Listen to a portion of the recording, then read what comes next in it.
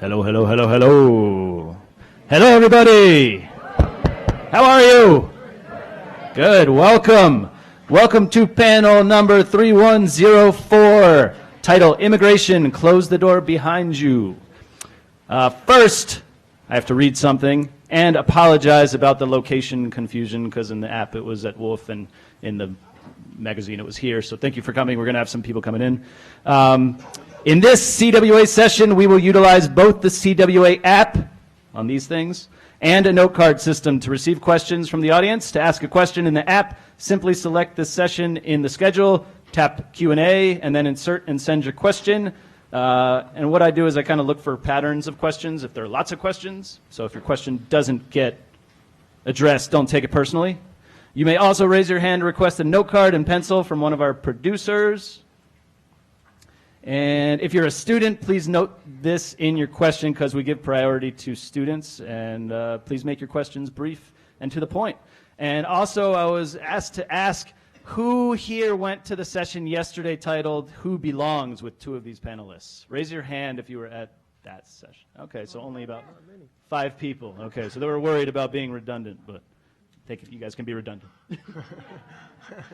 Okay, so we're going to get into it. First, my name is Lee Shanis, and I have been here for 18 years. I started a nonprofit 17 years ago called Intercambio. Who knows Intercambio here? All right. Yes.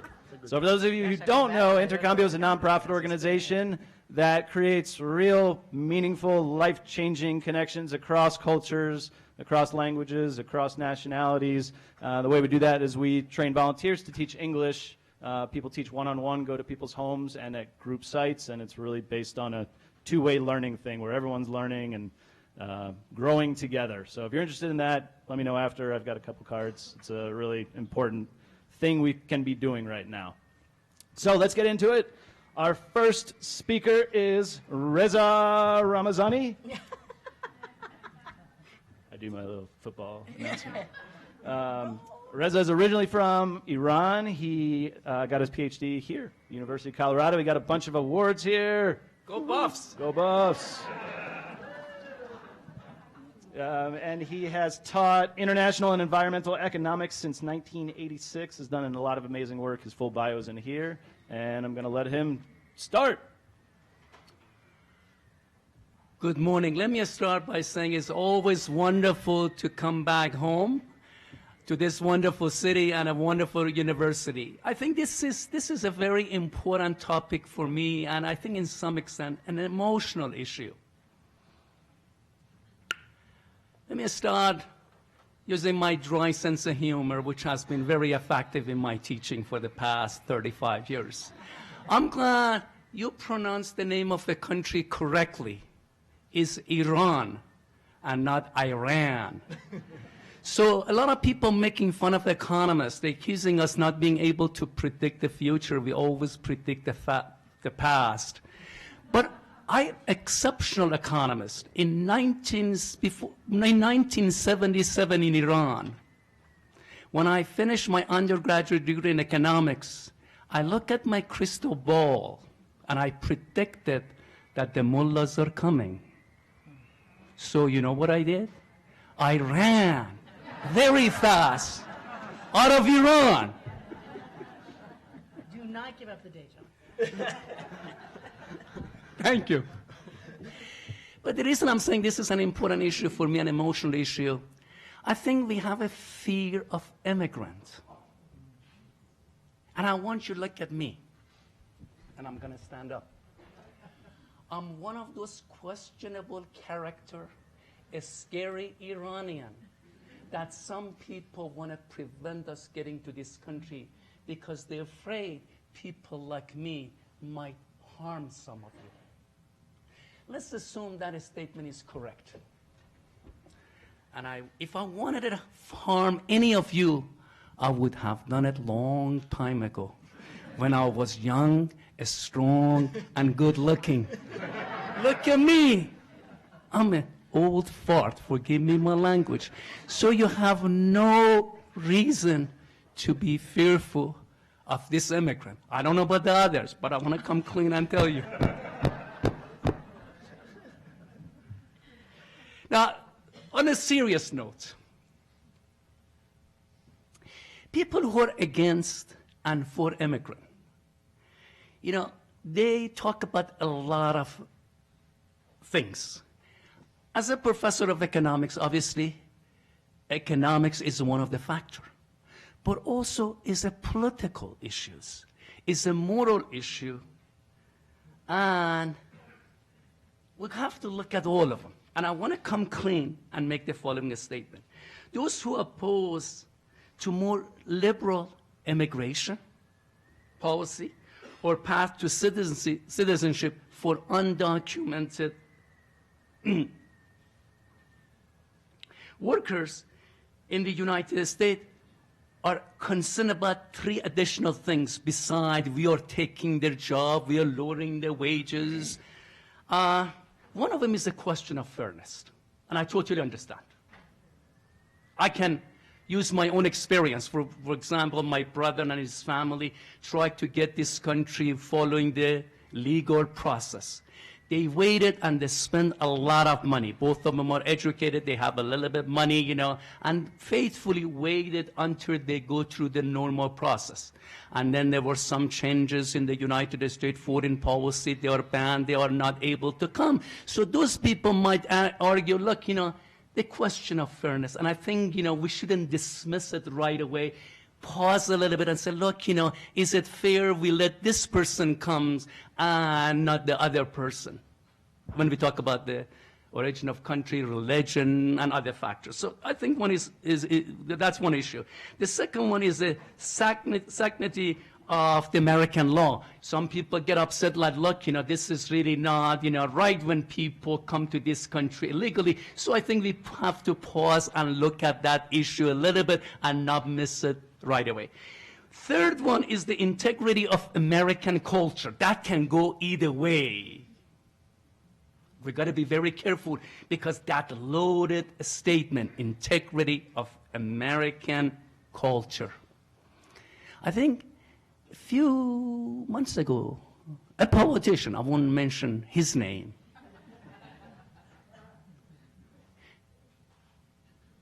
I don't know if it's appropriate for me to use the term he used.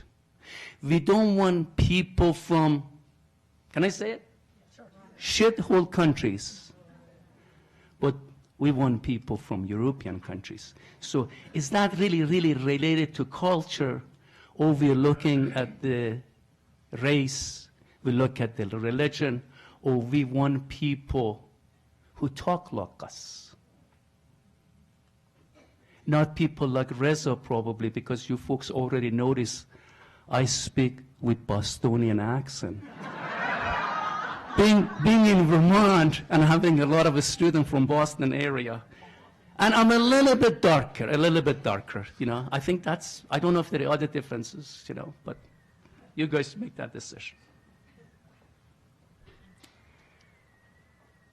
And there is another perception out there. I can give you numbers, statistics, you know, and bore you to death about the economic impact of immigration. And to be painfully truthful, I want to ask the following question. Is anybody in this audience who is American Indian? Raise your hand if you're American Indian. God bless you. You're the only true American. The rest of us, believe it or not, we all are immigrant, and we made this country great, and we're going to continue to make this country great.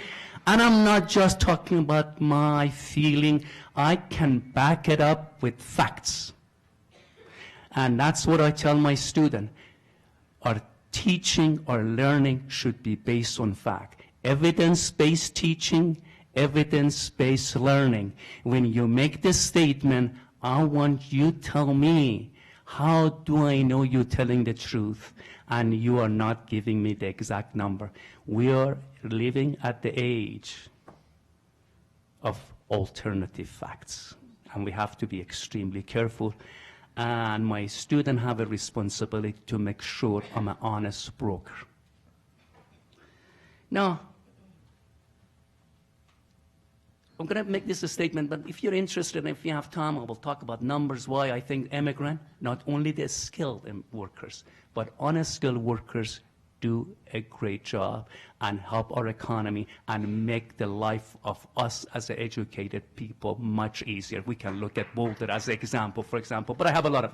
But what I want to tell you, this is the perception out there. First of all, we lump all the immigrants together, and we get our information from a 20-second soundbite in the media, because if immigrant committed a crime, then I think we put it in that pedestal, and we said all of them are same as Reza. Now, and also when that's part, we exaggerate the cost. Let's talk about the benefit. The benefit of immigration overall, is divided among all the population in the United States, so it's not noticeable. Nobody pay attention, especially dishonest, goofy politician. But the cost of immigration is affecting a small fraction of American natives population.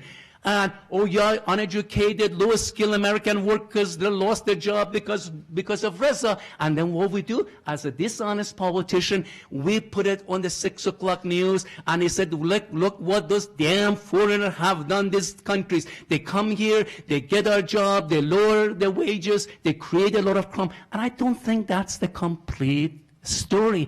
I think we have an obligation. Well, the thing, politicians, charlatan economists like Reza have a moral obligation to tell the truth, the good, the bad, and the ugly side of the story. But charlatan like Reza might just concentrate, and I don't blame myself, because I want to concentrate on aspect of the issue, the policy that serve my purpose. So it's our responsibility. That's what I tell my students. You want to get education to improve your quality of life for yourself, but also you have a moral obligation to become a spokesperson for other people who don't have the luxury of going to college. They don't have the time to pay attention to dishonest economists, dishonest politicians, and sort the information. This is only one side. There might be another side. And I'm very grateful to you folks. And this is, to come and listen to us, to look at a different side of the story. Then I think from my point of view, I need to keep my big mouth shut. Take a few steps back and let my student and audience to compare the good, bad, and the ugly and make the decision for themselves. I want to say one more thing, and I promise I'll be quiet. My wife also was in Boulder. We met, we fall in love, we got married. You guys know the rest of the story. She said, Reza, it's great that you take a week off, you cancel your class, you make your student happy at St. Mike's when you leave for a week, but you talk to people who already have been converted to your religion. They're going to sit there and say, hallelujah, amen. How are you going to reach the other segment of the population that they need to listen to you? And that's a very good question. I haven't found the answer. Yes, I'm going to look for it. Thank you, folks.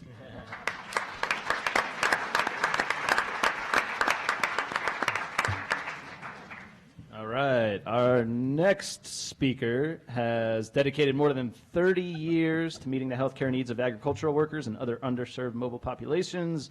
She's responsible for the development and coordination of Health Network and has done a lot of stuff around migration, health, and the provision of culturally competent care. So please give a warm welcome to Deliana Garcia. Thank you so much, and thank you for being here, and thank you for the invitation to come, because I've really enjoyed myself. Reza, you really teed it up for me really well, and it's an interesting question because the way you framed it initially was fear of immigrants, and then the question that he raised is sort of who is a Native American and as the original person who is not an immigrant, and the rest of us are. And I take one tiny exception. My family is from the border of Texas and Mexico. And, have been there generations. Not our fault that it became the United States. So, am I an immigrant? I am certainly treated as one.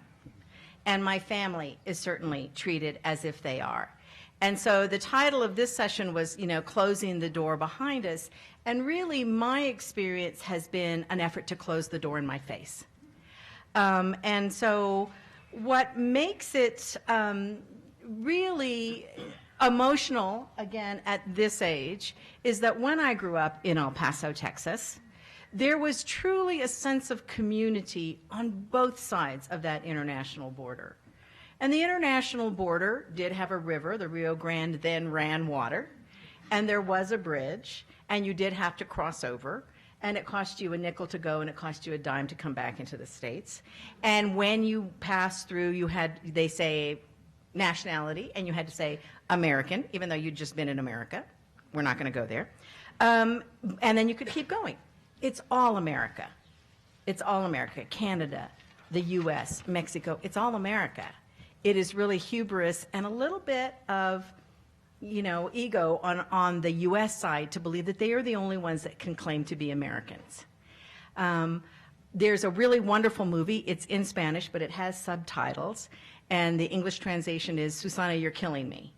And I don't know if you know Gael Garcia Bernal, the actor from Mexico, but he plays a wonderful artist. He follows his wife to a writing conference here in the United States. He sort of crashes the invitation party where she's trying to hold forth as someone who, you know, should be engaged in the sort of cultural pursuits. And someone in the audience goes, well, welcome to America. And he goes, thank you, I've always been here. And I think that that is a difficult place to know and to stand when it is not an appreciated perspective. And I always laugh because a good bit of my work is in Mexico now. I work between the U.S. With a non-governmental organization and the Mexican non-governmental organizations and the government of Mexico. And I always laugh because I do have the experience that I described for you when I'm in the U.S. And then I go to Mexico and they call me a gringa. And I thought, man, there is no winning for losing in this place. And I know that a part of what it is when I'm in Mexico and they're watching me interact with them is that from their experience and from their perspective, I do act very much like someone from the U.S. You know, I am not as always mindful of the need to spend 20 minutes talking about family and talking about, you know, what is going on and how the person is feeling when they arrive, an important element of good business communication. I arrive, I've already been thinking about it for 2 hours, I hit the ground, I'm already talking, and there is this general sense of, oh yes, there's Del being very American. And so culture, what is the culture between the U.S. and other countries? And what is the culture of the U.S. where you are in the U.S.? Because I think it's very interesting for me to be in Austin. I have a very diverse young staff that works with me. I have a gentleman from Cuba, I have another person from Honduras, I have a woman from Mexico. And every now and again, we're in a meeting where we're trying to discuss how the project is going to work. And they'll say, you know, Del, we've had this question about, you know, the database. And I'll say, oh, I'm all over it like a cheap suit. And you can see the eyes, they all just go, okay. And that is such an archaic U.S. expression. Does anyone even know what it means to be all over it like a cheap suit, right? It's so poorly made, the fabric is so that as soon as you washed it or wore it one time, it just sort of went like this. And that's the origin of that expression. So I get it. I use a lot of seriously archaic or regional expressions, but they are a part of how I grew up. You know, I grew up saying, boy, he was on it like a duck on a bug, you know? And so when we talk about American culture and how people absorb it and how they represent it and how it changes, you know, I know those young people who work with me now do carry some of that in their brain and they're not as startled. They might be as confused, but they're not as startled as they were originally. And so when we talk about immigration, then I think the perspective that Reza raised of it being one of fear or being one of scarcity is really unfortunate, because what I think is really exciting in my life is that I can hopefully look at it from a perspective of richness and not scarcity, but abundance of information and perspective and intelligence and experience. And this is what I would hope for everyone. And I think that that can only be available to people when they are willing to step out of their comfort. And it may mean that you engage in the work that Lee was talking about. It may mean that you travel. I was telling Ismail, I asked him, you're from Morocco? And he said, yeah. I said, that was one of the best trips I've ever taken. And it is that willingness to go out and stand out like a sore thumb and really try and learn and engage. Because, and I said this in a session yesterday, Brian Stevenson is the man from the Equal Justice Program, and he talks about the importance of proximity, that we have to be proximate to the things that we don't know and proximate to the things that we fear so that we can understand that there really isn't any reason to fear. Certainly there are people in the world who want to hurt you. I believe that. But I don't think everybody in the world wants to hurt me, and I don't want to start my conversation with them from the perspective of, I know you want to hurt me. I really have walked through this world willing to say possible bad things that go on out there. I lock my car every night. I lock my house every night. You know, I walk with my keys in my hand. I've learned self-defense, all of those things. But on the other hand, I hope to walk into every conversation with enthusiasm that something that might be said will be new to me and that something that I say will be received with appreciation. Thank you.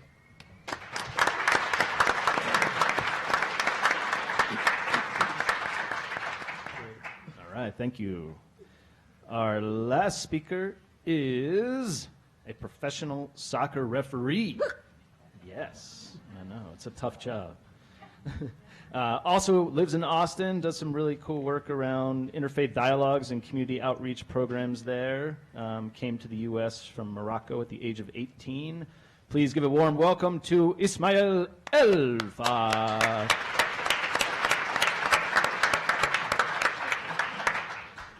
Good morning. I always start by saying how humbling it is to be in front of you guys. This is my second time here. The hospitality is nothing short of superb, whether our host or here at the university or out in the streets. People are always welcoming, so thank you.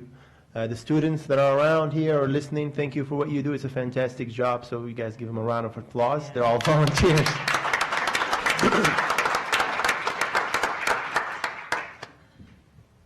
I'm not as funny as Reza, by the way. Yeah, Referees are not funny. I want to share with you a hope, a sad thought, or a fear, and then a story. But I'll start with an observation. Observation is the actual discourse that we're in right now. We have to pause and ask, who is it dictated by? And if we pause and ask, who is it dictated by, the answer wouldn't be you and I. It would be other folks with agendas and motives and money to make it happen. Because this leads me to talk about my fear and my sad thought is, it is an important topic to talk about. It shouldn't be the dominant topic we talk about. It should be like any other important topic of national interest of any community or country. But it dominates what we do and what we hear and how we visualize people. So that's just an observation. I don't have the answer to it because I can't afford the solution, but just want you to pause and think about it. And that leads me to my fear, and that's all about youth. Our youth, both that are immigrants or children of immigrants, and the youth that, let's quote unquote, call local Americans, non-immigrants, are the primary victim of what we're doing, of this discourse. Because if we take the youth of immigrants, or that are related to an immigrant in their family, or even if they're second generation, they have a struggle, an inability to construct a healthy identity.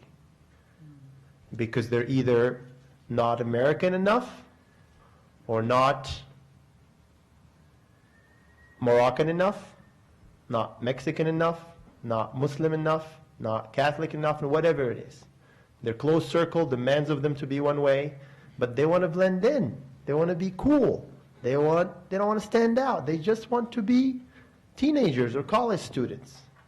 But now, people around them, the national discourse, how they're viewed, is solely, and I think you said it yesterday so well, the question that became so accepted, but it's so sad, is, where are you from? Oh, no, where are you really from? Or where did your parent come from? Since when is that how we qualify people? So my fear is that the youth in general are consumed with the wrong thing. We should be teaching them, and they should be consumed with, how do I better my community? How do I be the best neighbor? How do I be the best husband? How do I grow up to be the best entrepreneur or referee or whatever it may be? But now they're just occupied with classification. Where do I fit? And that is very sad. It's very sad.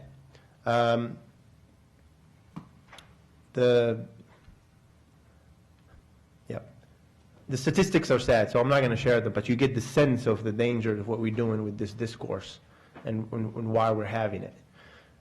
I do believe that everything has to have balance, and I brought this point yesterday, and balance should be respected and talked about, and as compassionate as you want to be, as welcoming as you want to be, that also has to be with some sort of balance to keep things healthy, legal, all that stuff. My faith teaches me that you respect the legal construct that you live in, right?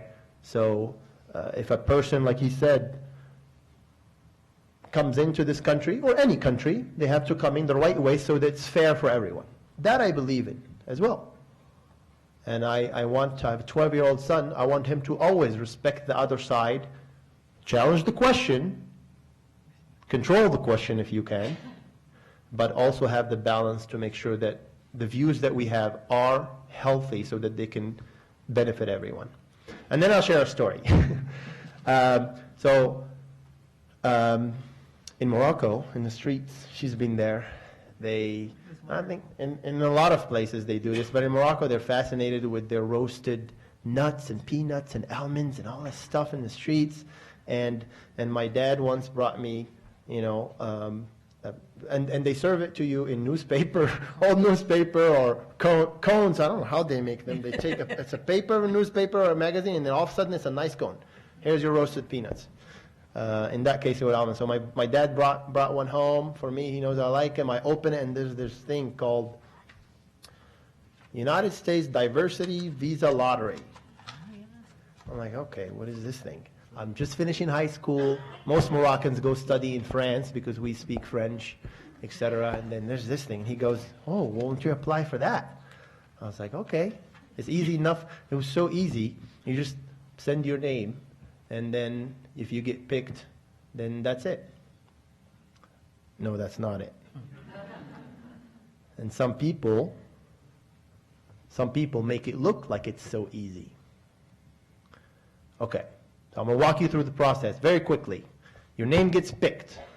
Then 12 months later, after about 4 or 5 trips to the consulate, doctors' offices, police departments, schools, requirements, a folder about this big worth of paperwork, you have a 2% chance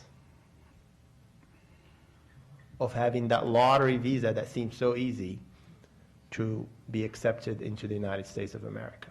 So the process is not easy, it's vetted, etc. It's not perfect, you have to admit, etc., but it is not easy to migrate here.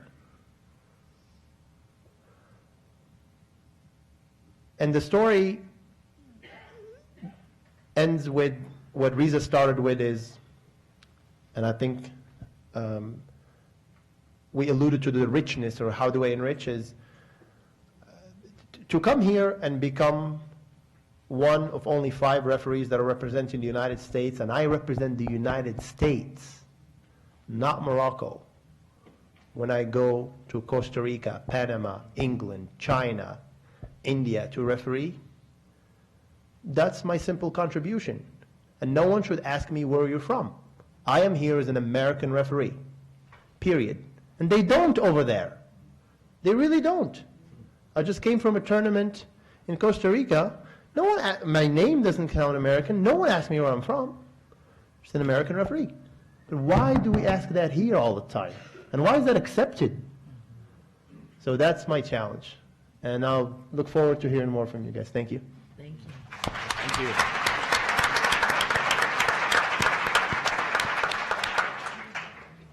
So before we go to questions, any follow-up thoughts from the panel around things that were said? I just want to make a personal comment. I'm on the second generation American, and that's, I think, my daughter. Because my wife is from Germany, I'm from Iran, and we have a daughter, 1/3 Persian, 1/3 American, and 1/3 German. Thank you.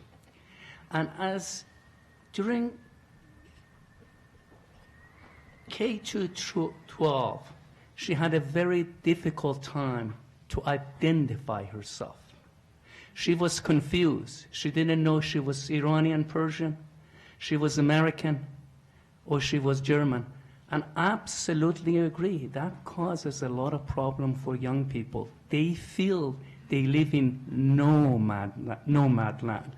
They don't know if they're real American, because even if they say real American, I think they get some negative statement from their classmate. And especially in my case, things getting a little bit better, but because of the hostage situation, because of the hostility between here and Iran, she was ashamed, believe it or not, she was ashamed, to identify herself as a Persian, as an Iranian. And we're talking about a little kid, growing up, And I think I'm glad he mentioned that one. That's the thing. And to be honest with you, I feel the same. One thing we got to remember, and I keep telling my students, this country has been good to me. But we have to be also honest and tell American people, we have been very good to this country too, very good to this country. And that's the reason we don't take everything.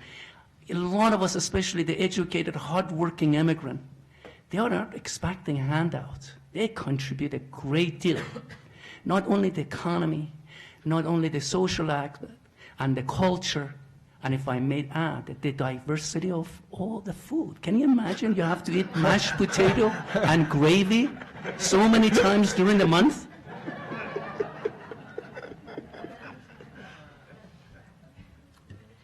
Yeah, and I'm grateful that Reza and Ismail. Oh, I forgot my earrings. I hate that. That's okay. I forgot mine Wow, too. it's just, I put my hand on my ear and I thought I lost it, and then I thought, no, they're both gone. Raise the issue of children, because I think you walk through the world with your own challenges, and you either do it well or you do it poorly, or you fall down and you pick yourself back up and you keep going. But then you watch your children, and that is a completely other heartbreaking moment.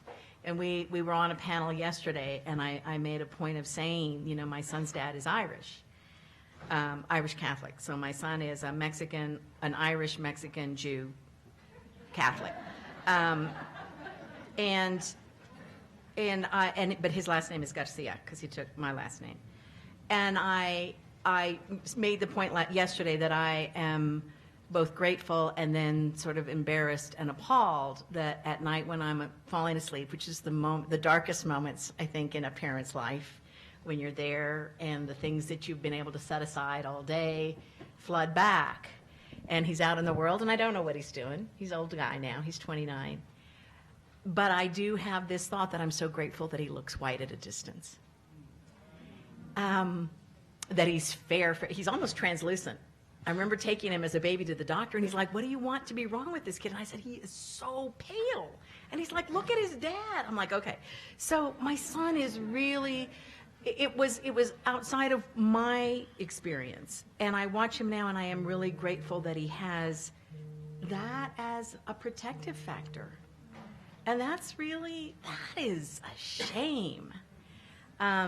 But it was so interesting to me one day, on the other hand, how he deals with it and how he walks through the world. He's an actor. He wants to be an actor, and so he's an actor.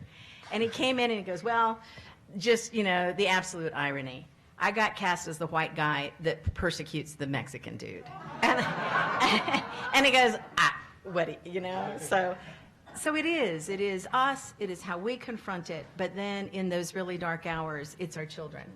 And our effort is always certainly to not be victimized ourselves, but then the larger effort, the larger struggle, the larger challenge for me is that I work hard to create a world where perhaps the challenges to my son are less.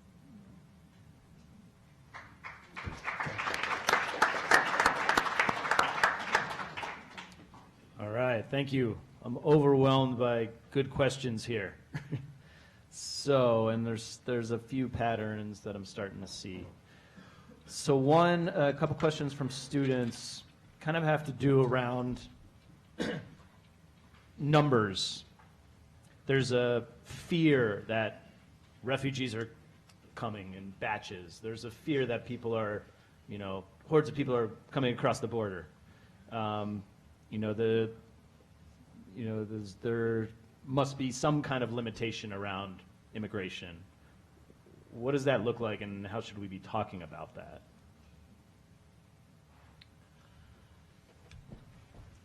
I think that's the good question, but it's very difficult to come up with this specific number that we need this many unskilled workers, this many professional people. And I'm really giving the current economic condition and the composition of the population in this country, I don't think it's the right time to talk about limiting the number.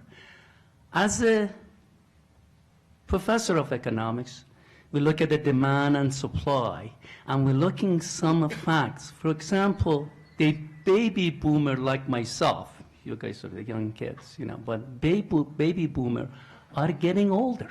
Our population is getting older. Do we need some people, for example, in Boulder to do the gardening for us? Do we need someone to take care of the elders? Do we need someone to cook and clean our houses? I think those are the questions we have to discuss before we come up with a magic number that we need 10 or 20.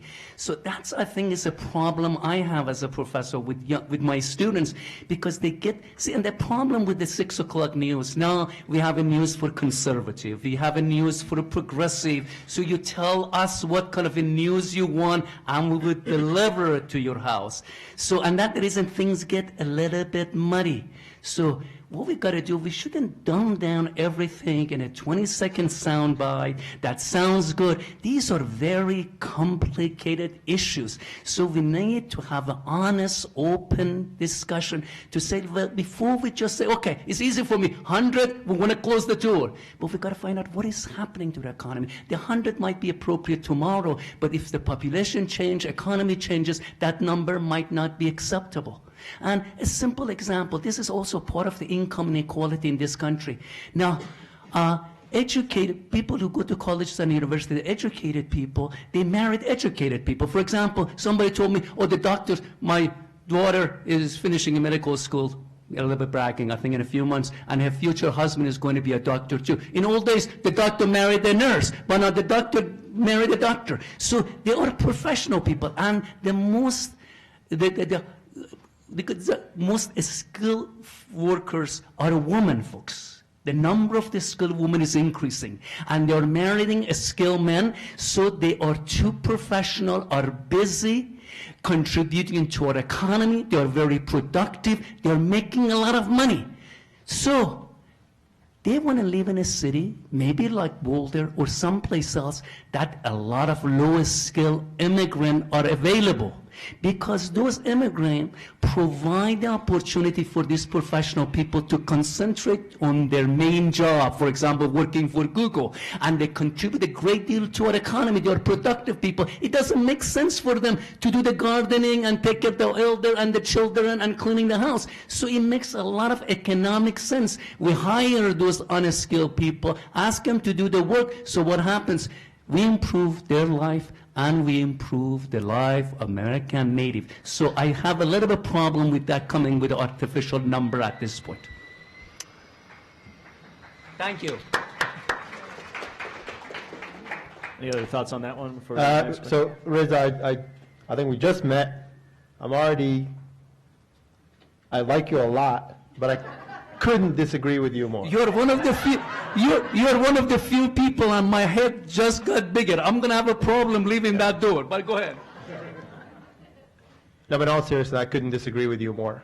In one point, not everything, just the one point about what immigrants ought to be here to help do. No, I wouldn't want them if that's all they're going to come and do. I want them to come and enrich my community, my neighborhood, my city, my country. I want them to come and do better than me. So that's my opinion. Yeah, some of them, they want to come and do other jobs, fine, but we shouldn't confine them to that. In terms of the question, the question itself should not be asked, because we have enough historical context and geographical context around us today where scarcity is nowhere near at capacity in this country in particular. You can double the population here, and this country will still flourish and be #1 in the world, still be great, because it has been great, it is great, and will always be great. So that premise that we have to question the numbers, like he said, is controlled by people that have a different agenda than a genuine answer of who should be coming in. I want to. Yeah, go ahead, please. No, Go ahead. I'm sorry. And I think that it's, when we start talking about numbers, and Reza, you talked about, the numbers that are coming across the border, and then your statement was that, there's questions that we need to ask, that we need to discuss, and I absolutely agree. But I think the questions that we don't always ask, particularly when we start talking about people coming across the border, is the role that the U.S. played in creating the circumstances in those countries so that people had to leave. So that when I work in the Northern Triangle, in El Salvador, Guatemala, and Honduras, even in Nicaragua, I really am given the opportunity to understand a good segment of American history that many people are not provided, and that what is going on in those countries. I mean, when I was pregnant with my son all those years ago, I decided I needed to go to El Salvador because of the Civil War. If I had a child, I wouldn't go. What my thinking was at that point, I'm not quite sure. But when I got there, what was really clear to me is that El Salvador was fighting for its life, and that who was trying to kill them was the U.S. government. And that the most frightening place that I visited while I was there was the U.S. Embassy. And when I walked into one of the rooms and there was a blackboard and it said, enemies, and the first group listed was mothers of the disappeared, that my ability to understand my place in the world, my pride at holding a U.S. passport, my complicity, because I vote and because I pay taxes and because I have the ability to affect those policies, however limited, but my complicity in that behavior has plagued me to this day. And so when we start talking about the questions that must be asked, I agree, but the questions are much more different than how many, and how many is too many, and how many is just enough. I think we really need to talk about what are the forces that create the desire for people to come and the desire for people to leave their home. Because think about it yourself. Do you want to leave your home? You don't want to leave your home. You want to be in your home. You want your home to provide you with what you want and what you need. And very often, the thing that propels you then is, and what will I do for my children? So, Well said. Well said.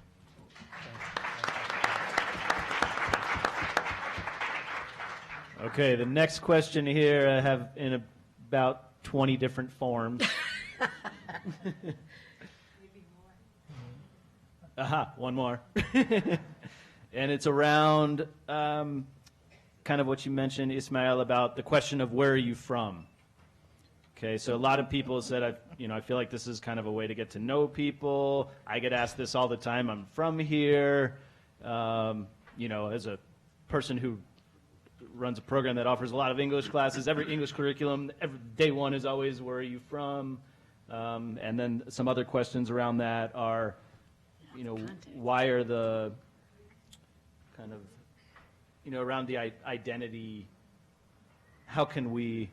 why is that such an important thing? And the other one is, there's a student question. How could we focus less on labels and identity? And so I think that's something that's kind of stirring here, is like people are used to asking that question to get to know people. And so I think there's some more that people want to know about where does that come from, and yeah. If I may, let me start again, with my personal experience. I left Iran in 1977. As I said, I was this country during a hostage situation. And it was a very difficult time for Iranian students to being here. There were several attacks on Iranian students, and it was so sad because we have to explain to a lot of people, we are a hostage ourselves because we couldn't get any money from home, it was a very difficult time. It was a very difficult time. And I remember vividly, and it's just so sad and it's so painful, when you try to hide your nationality and your identity. During the hostage situation, my nationality was a moving target. One day I was Indian, the other day was Italian, all but Iranian, be very honest with you.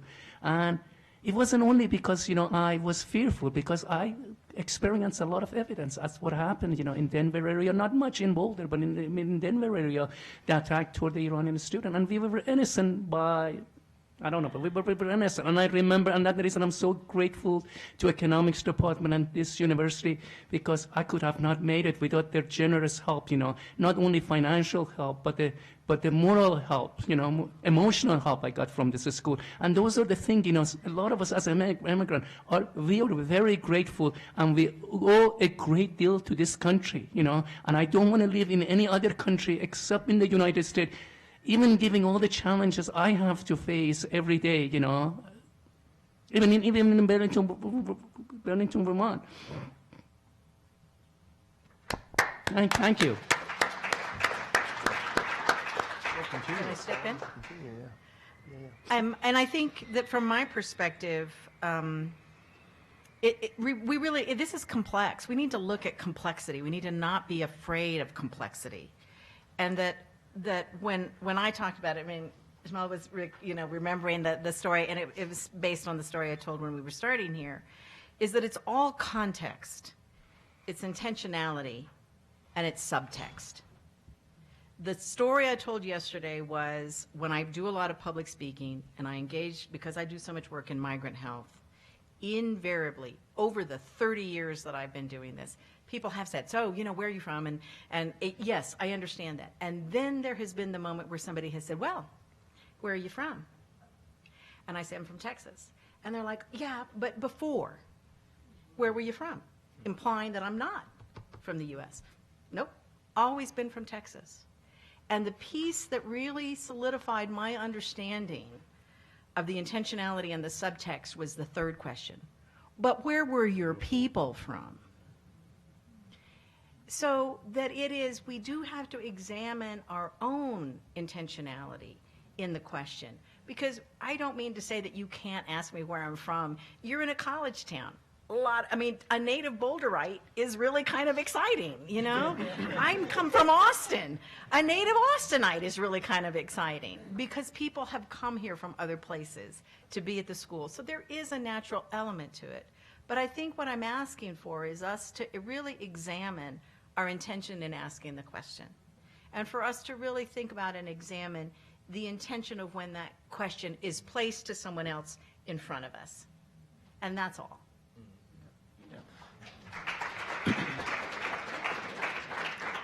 For me, being asked where I'm from is actually cool because I get to say I'm from Austin, which is a cool city. I think how many people move into Austin every day? 30-some yeah. every day. I'm from Morocco. It's an exotic, eclectic country. Asking where I'm from, for me, it's no problem, actually. It's, yeah, where I'm from. But to a lot of people, it's a challenge because they immediately go into a shell. You have no ill intention at all. You just want to get to know them, like you said. But to people that have subconsciously absorbed and accepted and lost the first line of defense to bigotry because of the national discourse, they have that. They're wearing it.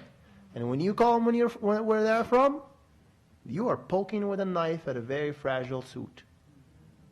That's what she's talking about. You have to know the context of the people you're talking about. It's not you, it's what the environment around them forced them to be. And that's our challenge. That's my challenge with it. Some statistics. This was done in Dallas, school-age children from 9 to 19, mainly in immigrant, have a high percentage of immigrant population in schools. 1 in 3 did not want to tell others that they were immigrants or their parents were immigrants. 1 in 2 did not know that they could be American and immigrant. And 1 in 6 sometimes pretended not to have anything to do with immigration. So those are the fragile souls you're dealing with. And that's why that question becomes sensitive to them.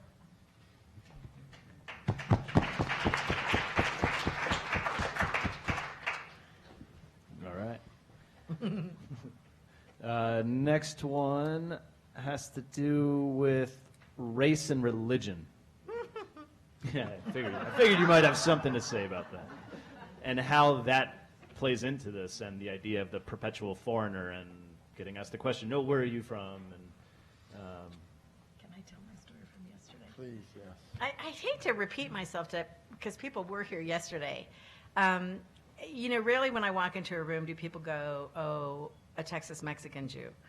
And I am Jewish. And for, a couple of years, I was the president of my temple.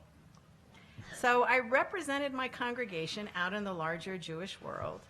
And invariably, when I showed up and I said, yes, I'm the president of Congregation Beth Israel, I got a derivation of O.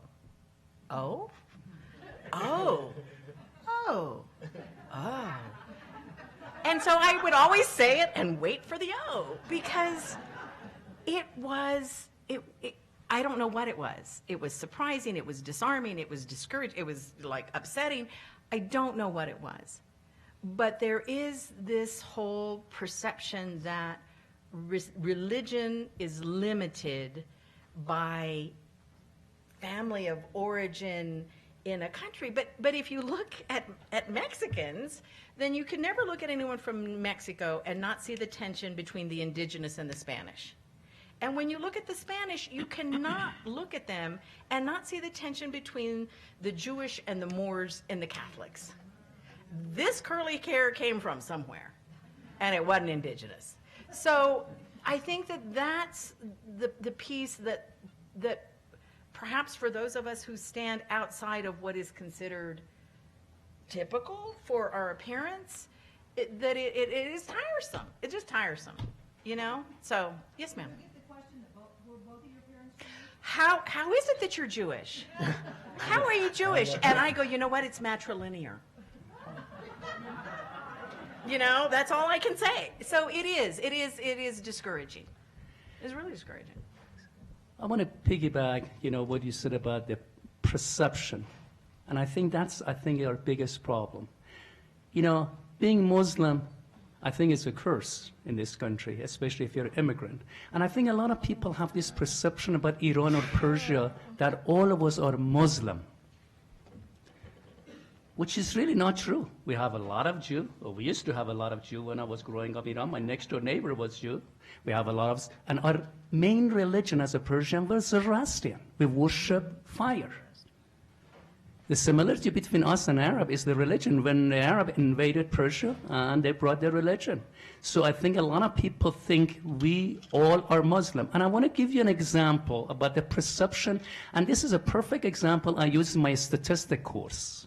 Because when you conduct a study research, you have to randomly underline, select a group of people. So I always travel. Everybody call me by my first name, which is Reza. But be honest with you, my real name in my driver license and on my passport is Muhammad Reza Ramazan. But my parents call me Reza, everybody call me Reza. So I travel using the name Reza. Until what happened? September 11. I got in trouble. I was going home, I was Detroit airport, and with the, I don't know, there was some stuff, and the guy was very nice. I said, look, you know, your ticket doesn't match your name. I cannot let you get to the airplane, but you're an old, ugly man. I'll make exception this time. I'll let you go, but you got to go change it. And folks, listen to me. I had to change my name, and my name, I have to have the name Muhammad Reza Ramazani. Before, when I traveled with Reza, nothing happened. They never checked my luggage. Since then, folks, and this is a true story, since then, anytime I travel, when I open my luggage, guess what? There is a card there. Your luggage randomly selected for inspection. So there you have it.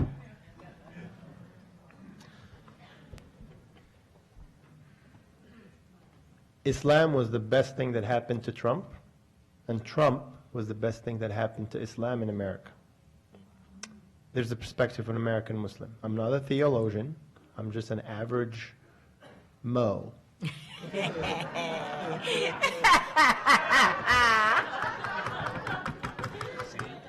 I lived this. I lived what Reza lived, right?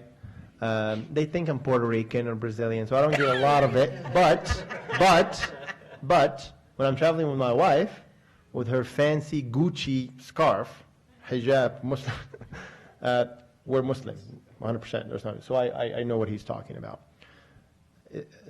Islam was the best thing happened to Trump because he used it as a weapon of fear. Yes? Yes. Absolutely.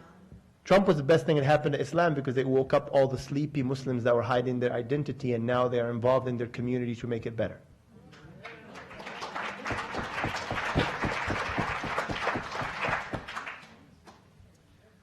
All right, another pattern of questions here has to do with, I think, some fear that, well, facts don't work anymore, and people, like you said, are being put into boxes, or what we see is whatever this media source wants to portray this group of people as. You know, there's discourse about people flying, you know, coming over the border nonstop. There's kind of some of these root causes. So what can we do? We just have to be we have to continue this great American tradition of being decent, fair, hardworking people, and then touch the people around it. It has to happen at the grassroots level. None of us can afford to control the media narrative. None of us can afford to do these massive changes, but we all can affect the people that are around us, that you can touch. In your neighborhood, at your job, at your class, at your social WhatsApp group, Facebook, etc. If most of us do enough of that, then it will happen. Number two, vote. I mentioned this yesterday. Vote and be ready to sacrifice in your vote selection, because you will have to sacrifice something you care about personally for the greater good of people around you. I want to add up to that point. I'm not expecting people to respect me because I'm immigrant. I need to do something effective to earn your respect. Therefore, as an immigrant, I get upset when some immigrant come to this country and do not follow what they supposed to do. And a lot of people tell me, you have a higher expectation for immigrant. And I tell them, you are damn right. Because nobody pointed a gun at us to force to come. Yes, some of us had. I take exception. Go ahead. ahead. Go ahead. And I think, but the thing we've got to do, I think we might have, listen, even if point a gun at us, you're absolutely correct. Some of us, we had other options. We didn't have to come to the United States. We could have probably come somewhere. So I think sometimes, again, I want to be fair. We've got to respect the law. We got to respect the culture.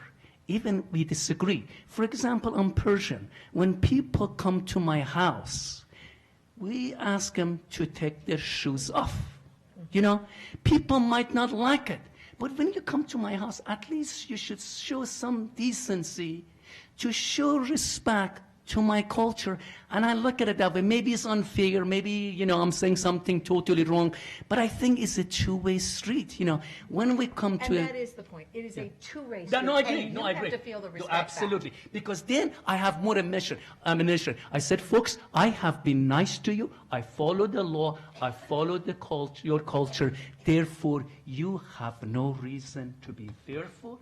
You have no reason to mistrust me, and you have no reason to insult my nationality. And when I ask you, I am from Burlington, Vermont, as you mentioned, and I deal with it on regular basis. No, really, really, where you come from. And no, I don't get upset, folks. Honest to God, I've used this many, many times. It's very effective. I said, I'm from El Paso, Texas. And I told you 5 times I'm from El Paso, Texas.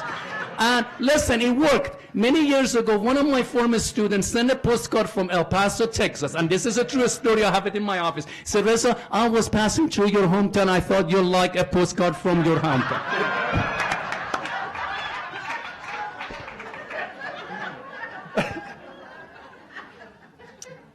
Going back to what it is that we can do. You know, because we are an amalgamation of all of our experiences. And in 1974, when I went to the University of Texas at Austin, I was part of the 1%. 10 years, yes, hook 'em. 10 years the university system fought to say that minority representation was system-wide, not campus by campus. And they finally lost in 73 and admitted 1% minority students to the Austin campus.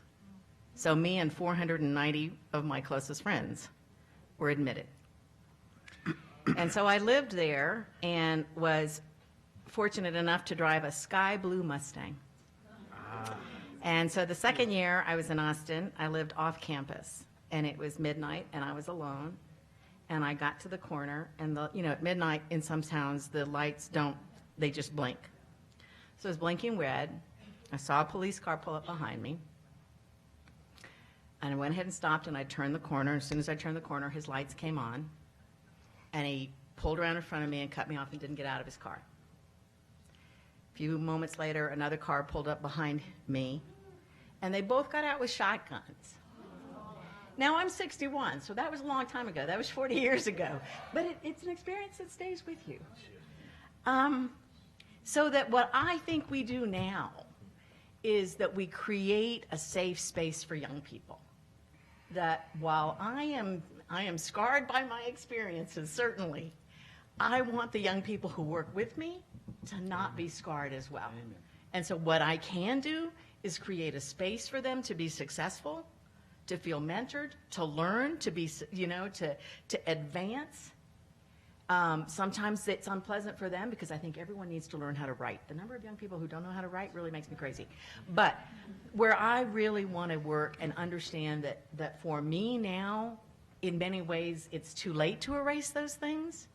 But for the young people that I touch now, I have the responsibility and the capacity to try and help them stay out of those and not experience them in any way that I can help them be protected. True.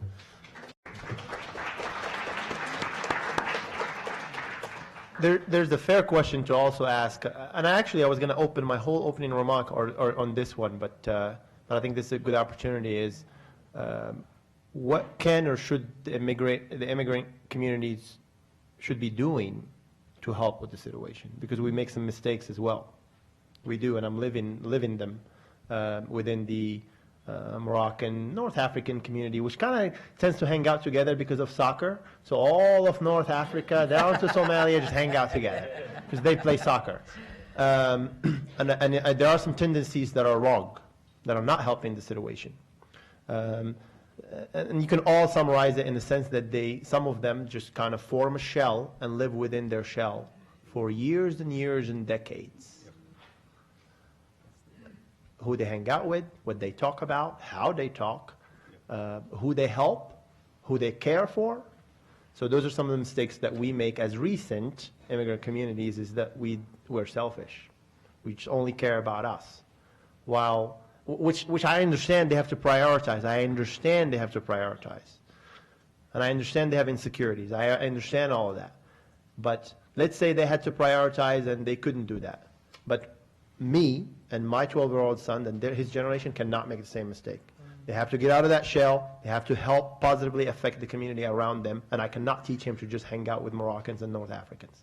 So that's something that's on us.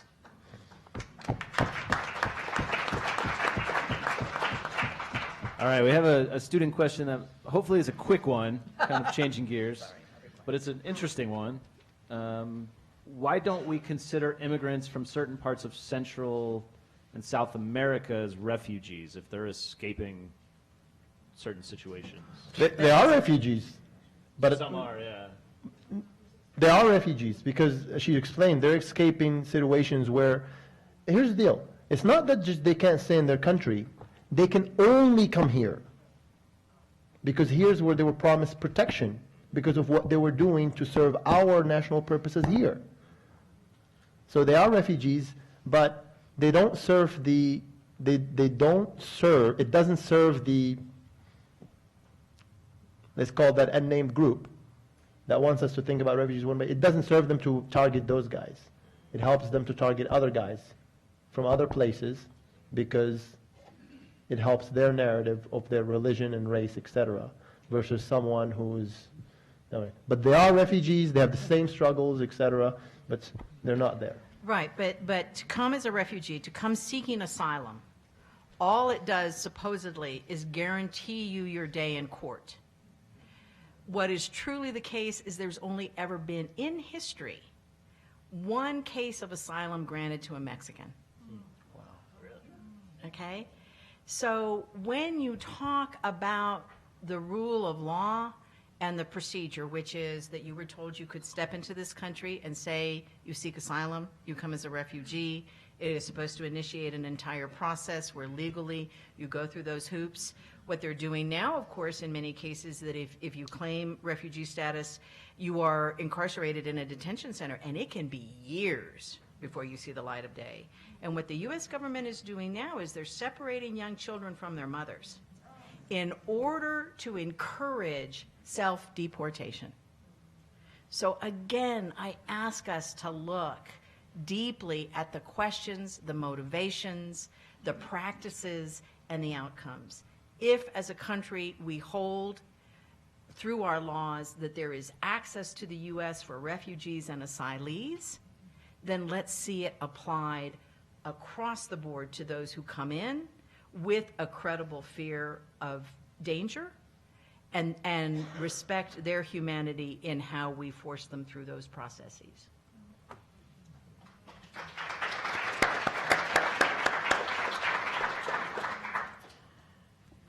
Okay.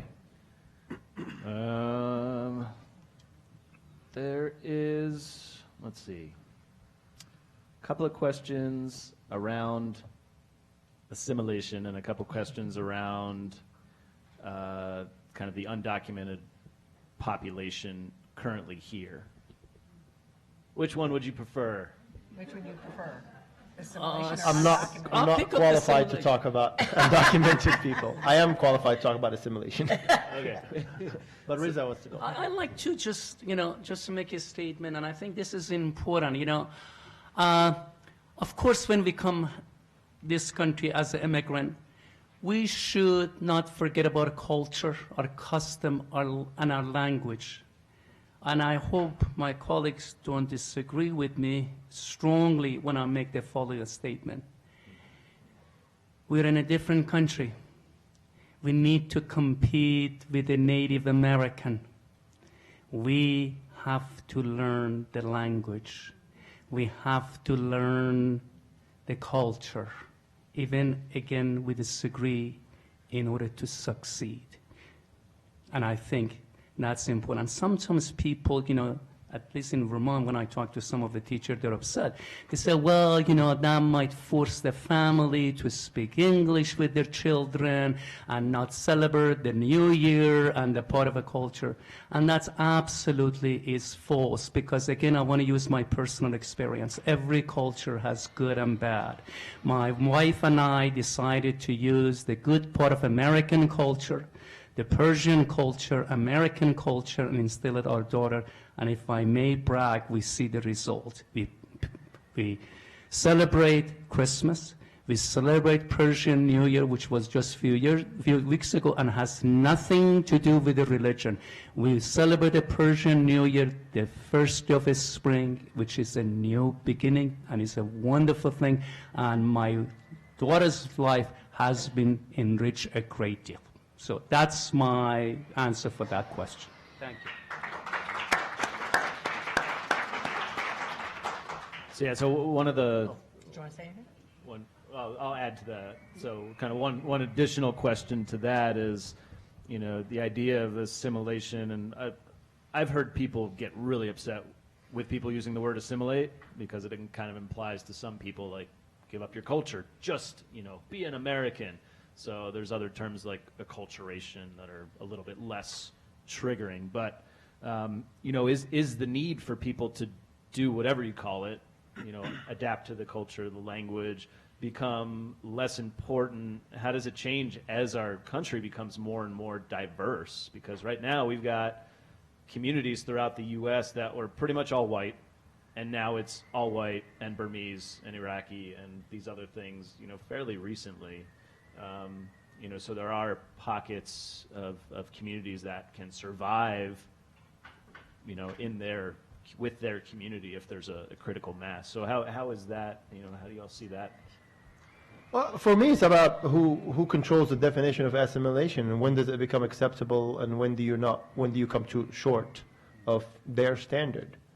So within the household, it's the responsibility of the parents to teach their children what that standard is. And it should be a high moral one, not a I am trying to fit one. Okay, assimilate so that you can be the best neighbor. Assimilate so you can be the hardest worker. Assimilate so you can be seen as the most honest person. Assimilate so you can be the most respectful person. Assimilate so that they know that you all come from a very accepting culture. Assimilate for these moral, decent reasons, not because you're trying to be accepted. Because when you're trying to be accepted, you really short yourself and everyone around you. So assimilation, who controls its definition and its standard and characteristics is what's important. It's the question. But use any word you want, but you got to integrate. Maybe it's a word. Integrate for the greater good of everyone around you. Whether you bring with you the Persian New Year or the Muslim Eid or whatever you bring, it should benefit you and everyone around you. Anything that doesn't benefit you and everyone around you, just leave it behind. So that's our standard. It should be simple. I mean, this is a simple thing. This is what we do every day. But we know why it has different connotations, because it's been portrayed to us that way. Oh, they don't assimilate. So.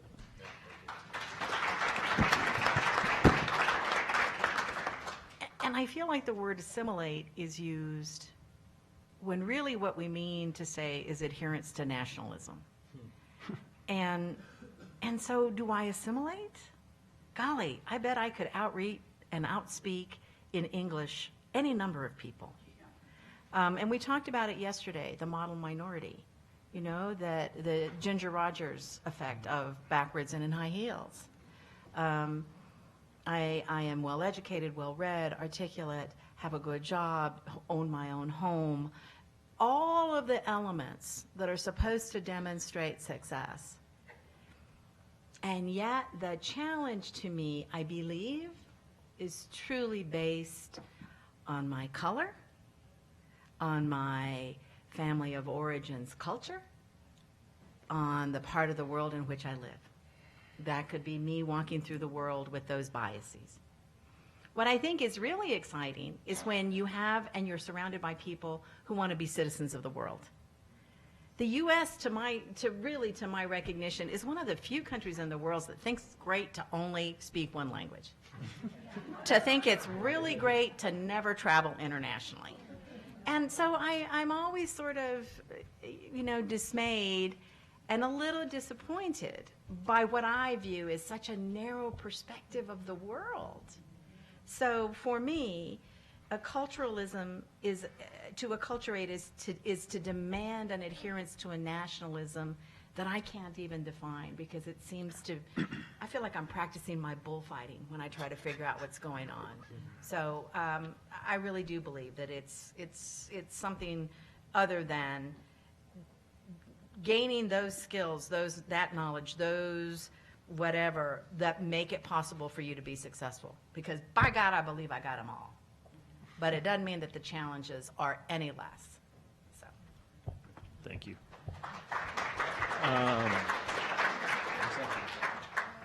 Okay, so, all right, we're going to start the wrap-up. I have something I want to hear from each of you, but first I have to read a few announcements.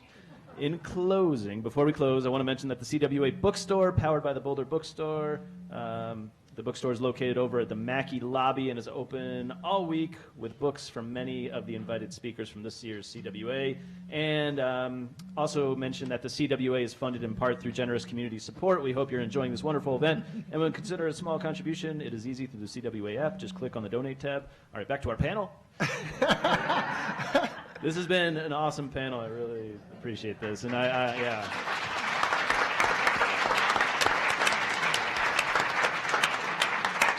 And thank you all for being here. I want to end with each of you 30 seconds, something you're hopeful about or a positive message around this issue. I think it's a lot of like, you have something to leave people with, something to do, something hopeful, something productive.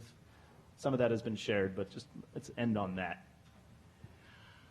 I think this is a very unique conference, very unusual conference. It takes the whole university and the entire city to put it together. And I think this is not a bad start. We bring, I'm not saying anything negative, semi-negative of my colleague, but it's strange people like me from Iran to put the human face on some of the scary things that you folks hearing from the media. And my hope is that when you leave this room, they say, the guy is old and ugly.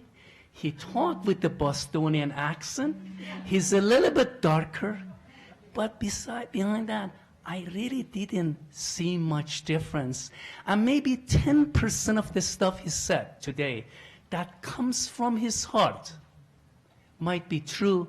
And next time, I do not accept those propaganda as a fact. I want to think twice before I react based on what I get from the media and some dishonest politician. Thank you. Thank you. All right, you now have 15 seconds. He just took up most of your time. And we're on. I agree. I think that this conference has been really wonderful for me because it reminds me on a daily basis how much of the time I walk through the world in fear and how I really need to draw my own self back and remember that there is great community out there of which I can be a member and in which I can really enjoy and where I can feel real embrace. Two quick things.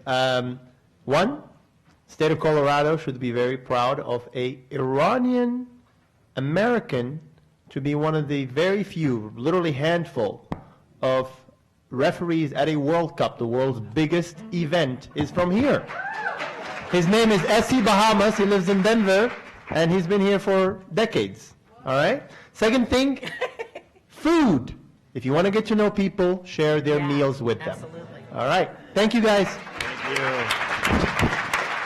Thank you again to our panelists. Thank you all for being here. It was a total Good to see you. You are awesome, my friend. This was my favorite.